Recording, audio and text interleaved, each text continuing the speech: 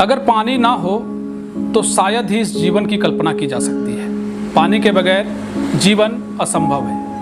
लेकिन सोचिए कि हजारों लीटर पानी अगर बर्बाद हो रहा हो तो आप उसे क्या समझेंगे। जहां सरकारी योजना के तहत डीप बोरिंग किया जाता है और उस योजना का कोई भी उपयोग देखने को नहीं मिलता है तो सवाल वहां खड़े हो जाते हैं। कुछ ऐसा ही मामला है जमुआ पूर्वी क्षेत्र का, जहां 1985 में डीप बोरिंग किया गया था, जहां से हजारों लीटर पानी हर दिन बर्बाद हो रहा है। समाधान इंडिया ने एक स्पेशल रिपोर्ट इस पर तैयार किया है, जिसको आपको जरूर देखना चाहिए, क्योंकि जिस तरह से पानी की बर्बादी हो रही है ये किसानों के साथ भी खिलवाड़ है। क्योंकि अगर उस पानी का सही सदुपयोग होता तो किसानों को एक बहुत बड़ा लाभ इससे हो सकता था।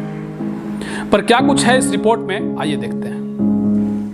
गिरिडीह जिले के जमुआ प्रखंड के नवडीहा पंचायत अंतर्गत गादी खुर्द में 1985 में 2 बोरिंग किया गया था, जब यह बिहार में आता था।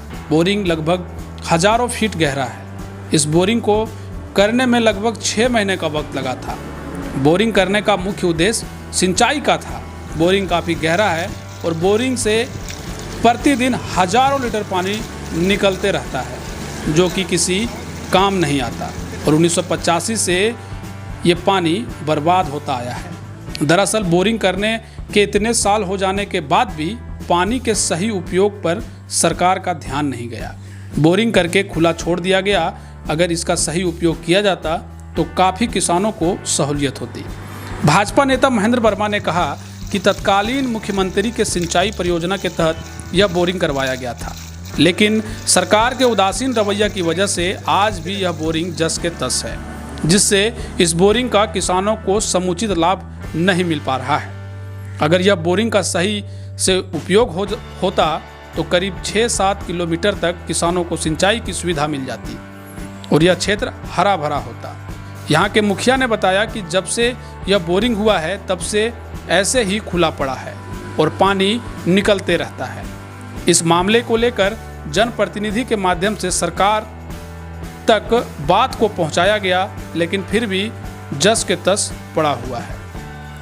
मौके पर स्थानीय मुखिया ओम प्रकाश महतो, भाजपा नेता महेंद्र वर्मा, पंचायत समिति प्रतिनिधि सुधीर वर्मा, सामाजिक कार्यकर्ता और ग्रामीण लोग उपस्थित थे। पानी सिंचाई की सुविधा इस बोरिंग से चालू हो, इसके लिए हम लोग अनवरत आंदोलन चालू रखेंगे और यह मांग हम लोग लोकतांत्रिक तरीके से सोशल डिस्टेंस का पालन करते हुए हम लोग आंदोलन को जारी रखेंगे। ऐसे मैं ओम प्रकाश महतो झारखंड आंदोलनकारी हूँ।